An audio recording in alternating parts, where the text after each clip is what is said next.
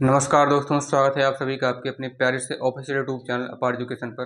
कैसे हैं दोस्तों? आशा है आप लोग बहुत अच्छे होंगे, पढ़ रहे होंगे, तरह तरह की खबरों से अपडेट होंगे। जिस तरह की आपके जो है समक्ष हर एक तरह की खबरें आती हैं, आप लोग न्यूज़पेपर पढ़ते हैं, तरह तरह की घटनाएं घटती रहती हैं। उनमें से कुछ घटनाएं अपने देश की होती हैं, कुछ विदेश की होती हैं। तो जो अपने देश की होती हैं या फिर विदेश की होती हैं, उन घटनाओं में से महत्वपूर्ण घटनाओं पर करंट अफेयर्स के प्रश्न बनते हैं, जो आपको पीछे हमारे व्हाइट बोर्ड पर दिख रहे होंगे। इस तरह के प्रश्नों पर हम आपके सामने आज फ्रेश अपडेट जो करंट अफेयर्स में न्यूज़पेपर में हमको मिला है, वहाँ से हम लोगों ने करंट अफेयर्स के क्वेश्चंस को उठाया है और कुछ मैगजीन्स में से कुछ इंपॉर्टेंट क्वेश्चंस नेट से रिसर्च करके हम लोगों ने आपके व्हाइट बोर्ड स्क्रीन पर जो है इन फ्रंट ऑफ मोबाइल आपके सामने जो है हमने आपको दिखाया है। तो इस वीडियो को स्टार्ट करने से पहले बता दें आपको कि जो है ये वीडियो सबसे ज़्यादा खास होने वाली है आप सभी के लिए। अगर आप किसी भी गवर्नमेंट की या फिर कॉम्पिटिटिव एग्जाम की तैयारी कर रहे हैं या फिर आपको करंट अफेयर्स पढ़ने में रुचि है, तो आपको पता ही होगा कि सबसे ज़्यादा important role current affairs play करता है, जिसमें जीके जीएस के क्वेश्चंस भी इंक्लूड हो सकते हैं। क्योंकि ये इसकी जो घटनाएं हैं, आज की जो घटनाएं हैं, ये हमारे पास्ट अपडेट से यानी कि भूतकाल से संबंधित हैं। और जो यानी पिछली घटनाएं जो पिछली घटनाएं घट चुकी हैं, वो उसके प्रश्न जनरल नॉलेज और जनरल साइंस दोनों में बनते हैं। तो करंट अफेयर्स के साथ जीके जीएस भी पढ़ना बहुत जरूरी है। तो उसके क्वेश्चन भी आपको मिलने वाले हैं। पहला देखिएगा, 10 नवंबर 2025 को जो 11 महीने चल रहा है, सोमवार के दिन आपके सामने करंट अफेयर्स की ये वीडियो प्रस्तुत है। पहला जो क्वेश्चन है वो है, भारत का ऐसा कौन सा राज्य है जिसे हाल ही में मासिक धर्म के लिए सवेतम अवकाश मिलेगा? यानी कि जो लोग वहाँ पे भारत के ऐसा कोई पर्टिकुलर एक ऐसा कोई विशेष राज्य है जो अपना मासिक धर्म यानी कि उसका जो धर्म लोग महीनों तक फॉलो करते हैं, जो वहाँ पर बनता भी जर धर्म तो एक ही है, वहाँ के उस विशेष धर्म के नियम को जो लगभग महीनों तक फॉलो करते हैं और उसके आगे फॉलो करना चाहते हैं, उसका अनुसरण करते हैं। उस राज्य के विशेष मासिक धर्म के लिए उसको अवकाश मिलेगा। वो ऐसा कौन सा राज्य है? ठीक है भाई, आपको बताना है। यानी कि recently for the following monthly religion which is the same state of India, by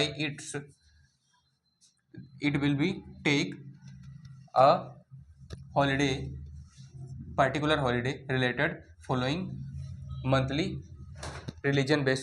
ठीक है, मंथली रिलीजन बेसिस स्टेटस, जो कि मासिक धर्म को फॉलो करने के लिए। तो कर्नाटक है, महाराष्ट्र है, उत्तर प्रदेश और जम्मू कश्मीर, चारों में से कोई एक है वो राज्य। आपको बता दें भारत का दक्षिणी राज्य है, तो ये दोनों तो जो है नहीं होंगे, लेकिन इन दोनों में रहा प्रश्न तो ये कर्नाटक है, जिससे अभी हाल ही में मासिक धर्म के लिए सवेतम अवकाश मिलेगा। यानी कि उसको यहाँ पे जो मासिक धर्म के कार्यक्रम होते हैं, ठीक है, धर्म में मतलब किसी भी विशेष धर्म के जो लोग हैं वहाँ पे कर्नाटका में, वहाँ पे कल्चरल प्रोग्राम्स जो कि भारत कर्नाटका में होते हैं सबसे ज़्यादा। तो इसे मासिक धर्म के लिए एक जितना अवकाश चाहिए होगा कर्नाटक के लोगों को, उतना अवकाश मिलेगा, ताकि ये पूर्ण रूप से मासिक धर्म यानी कि अपना जो भी उनका धर्म है, जो भी सांस्कृतिक प्रोग्राम है, ठीक है, जो भी उनकी पौराणिक मान्यताएं हैं, उसको ये फॉलो कर सकें, उस त्यौहार को विशेष रूप से मना सकें। ठीक है, काफ़ी ज़्यादा अच्छे तरीके से मनाते हैं कर्नाटका वाले लोग। तो मासिक धर्म के लिए सवेतम अवकाश कर्नाटका को मिलेगा इस बार। ठीक है, तो महाराष्ट्र, उत्तर प्रदेश अभी जम्मू कश्मीर नहीं हुए है। ठीक है, कर्नाटका भी हाल ही में, ठीक है, अभी कल से लेकर के आज तक की डेट में कर्नाटका जो है रियल टाइम अपडेट में इसका स्थान पहला हो गया है। मासिक धर्म सवेतम के लिए सबसे ज़्यादा अवकाश जहाँ मिलेगा, सबसे ज़्यादा छुट्टियाँ जहाँ होंगी, वो कर्नाटका में होंगी। ठीक है, अगर आप लोग को विश्वास नहीं है तो आप लोग नेट पे चेक करके देख सकते हैं। ठीक है, दूसरा प्रश्न क्या है, अभी हाल ही में डीएनए के खोजकर्ता जेम्स वाटसन जी का कितने वर्ष की आयु में निधन हो गया? Recently the researcher of DNA या the discover of DNA has been passed in the age of, या इन हाउ मच एज, ठीक है, ऑफ जेम्स वाटसन। ठीक है, recently James Watson passed in how much age, ठीक है, who was the developer या who was the researcher of DNA, जो कि डीएनए की खोजकर्ता थे। ठीक है, उसको विकास भी जो है जेम्स वाटसन जी के द्वारा दिया गया था। आपको बता दें इनके बारे में एक और रोचक तथ्य, कि जेम्स वाटसन जी को मात्र 14 वर्ष की आयु में ही इन्होंने डीएनए की खोज की थी, और 14 वर्ष की आयु में ही जो है इन्हें सबसे महान, जो कि सबसे अच्छा प्राइज मिला था, ठीक है, डीएनए के खोज में। डीएनए की जब इन्होंने डिस्कवरी की थी तो, और ये मात्र 24 वर्ष के थे जिनके वाटसन, यानी जिनके नेम के आगे जेम्स लग गया, इनका नाम हो गया जेम्स वाटसन, ठीक है।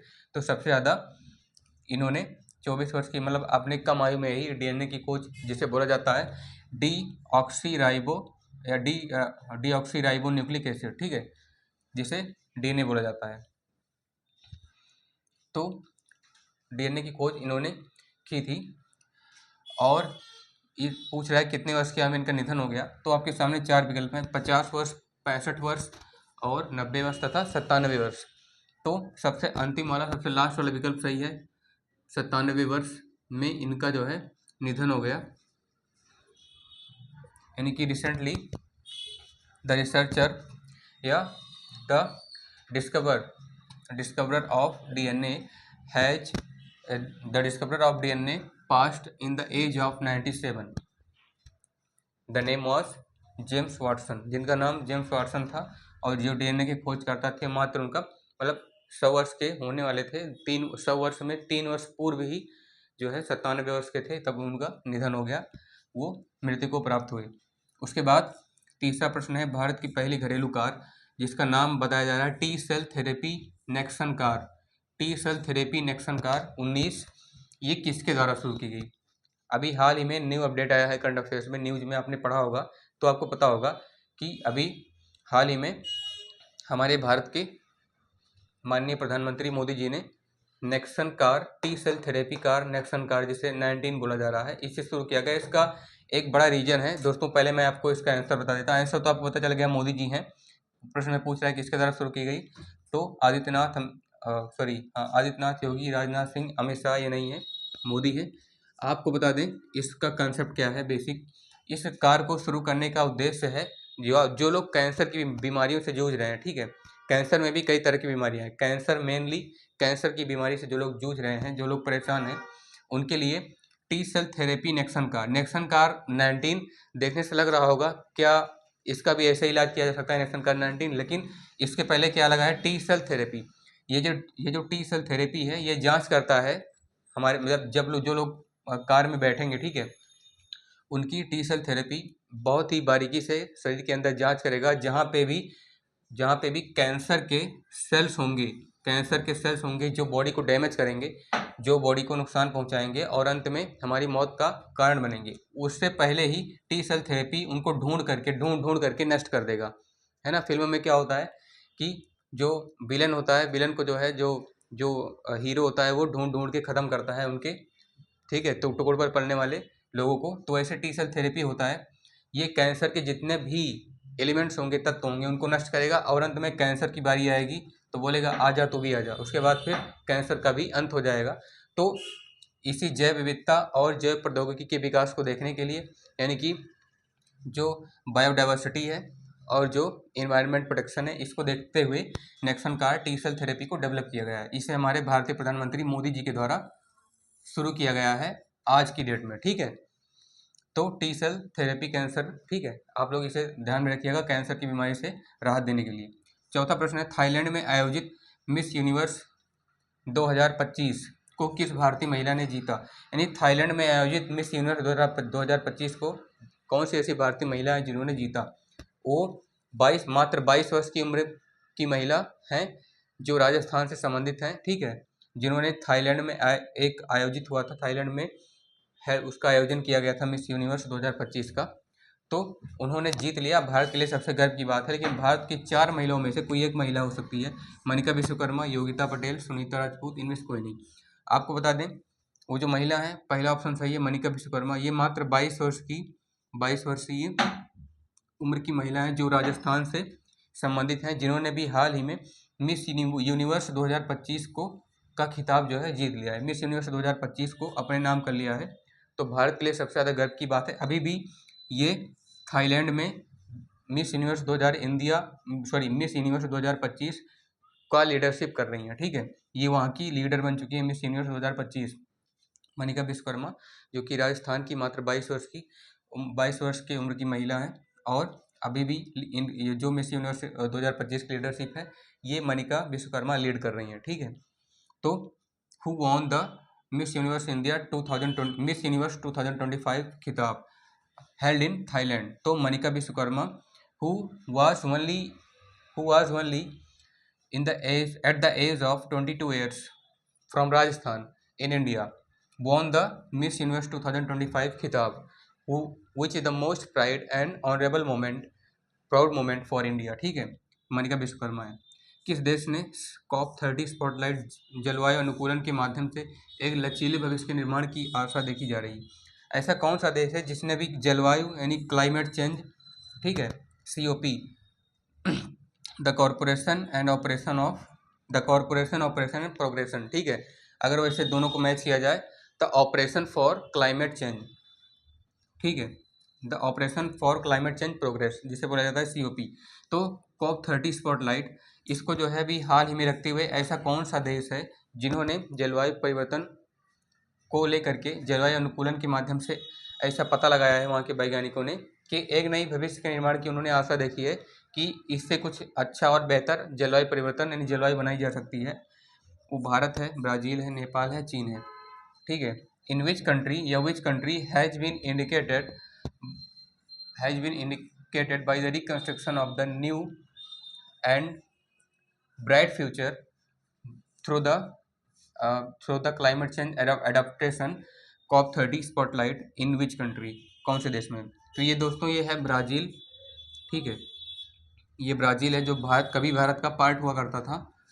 ब्राज़ील के वैज्ञानिकों ने भी हाल ही में COP30 स्पॉटलाइट से संबंधित जलवायु अनुकूलन के माध्यम से एक नए लचीले भविष्य के निर्माण की आशा देखी है, ठीक है। तो वो कौन सा देश है, Brazil. That country is Brazil who indicated the reconstruction of the new and bright future through the climate change adaptation COP30 spotlight. That country is Brazil, वो ब्राज़ील है। उसके बाद सबसे लास्ट वाला प्रश्न क्या है, SBI का मार्केट कैप कितने डॉलर के पार चला गया। पता होगा, जिस तरह से विज्ञान अपने अलग अलग क्षेत्रों में, ठीक है, प्रगति कर रहा है, चाहे वो कृषि हो, चाहे वो खेती करना हो, चाहे पढ़ना लिखना हो, चाहे किसी भी चीज़ को बनाना हो, चाहे किसी भी चीज़ में प्रगति करना हो, ठीक है। भारतीय आर्थिक, राजनीतिक और सामाजिक स्तर पर भी देखा जाए तब भी ये सबसे ज़्यादा डेवलप हो रही हैं चीज़ें, ठीक। इंफ्रास्ट्रक्चर डेवलप हो रहा है साइंस एंड टेक्नोलॉजी के माध्यम से, और तरह तरह की जो है इंडस्ट्रीज भी इस्टेब्लिश की जा रही हैं। तो सबसे ज़्यादा ये इंपॉर्टेंट पार्ट रखता है आपके लिए। तो इसमें इकोनॉमिक अगर दृष्टि से देखा जाए, यानी कि आर्थिक दृष्टि से देखा जाए, तो SBI का मार्केट कैप कितने डॉलर के पार चला गया। How much dollar the market cap of SBI across, कितने डॉलर के पार चला गया। $100, $200 अरब, $300 अरब, $400 अरब। मैंने बोला $100, सॉरी, $100 तो वैसे भी 8-10 हज़ार रुपये हम लोग के पास ही होते हैं। $100 अरब है, आप लोग समझ जाइएगा, ठीक है। $100 अरब। ये बता दें आपको, ये प्रश्न ये ऑप्शन जो है सही हो जाएगा। $100 अरब यानी कि $100 बिलियन US डॉलर के आसपास भारत का जो SBI बैंक है उसका मार्केट कैप उसके पार चला गया है, ठीक है। ये सबसे ज़्यादा अच्छी बात है भारत के लिए कि बिलियनर की लिस्ट में ये भारत जो SBI का मार्केट कैप है वो पहले 8वें 10वें नंबर पर था, वो अब 7वें नंबर पर आ गया है, 7th स्टेज। तो the market cap of SBI across 100 billion US dollar, ठीक है, 100 बिलियन US डॉलर के पार चला गया। तो ये रहा हमारे द्वारा बताया गया आपको आज का प्रश्न। आशा है कि आप लोग जो है स्टार्टिंग से लेकर के कंटिन्यू एंड तक आपने वीडियो देखी होगी और आप लोग को समझ में आ गया होगा। अगर आप लोग को समझ में नहीं आया तो दोबारा से वीडियो को रिप्ले करके देख सकते हैं। जितना ज़्यादा हो सके अपने फ्रेंड के साथ इस वीडियो को शेयर कीजिए, क्योंकि जितने ज़्यादा लोग इसे कोलैबोरेट करेंगे, इसे देखेंगे, वॉच करेंगे, उतना ज़्यादा लोगों को समझ में आएगा। अगर हमसे मिस्टेक हुई है दोस्तों तो आप लोग कमेंट में ज़रूर बताइएगा कि कहाँ पे मिस्टेक हुई है। इसमें आप लोग मत चूकिए, क्योंकि गलतियाँ सबसे हो सकती हैं दोस्तों। चलिए आप लोगों से आशा है आप लोग पढ़ते रहेंगे, मस्त रहेंगे। मिलते हैं आपसे नेक्स्ट वीडियो में, तब तक के लिए धन्यवाद आपका।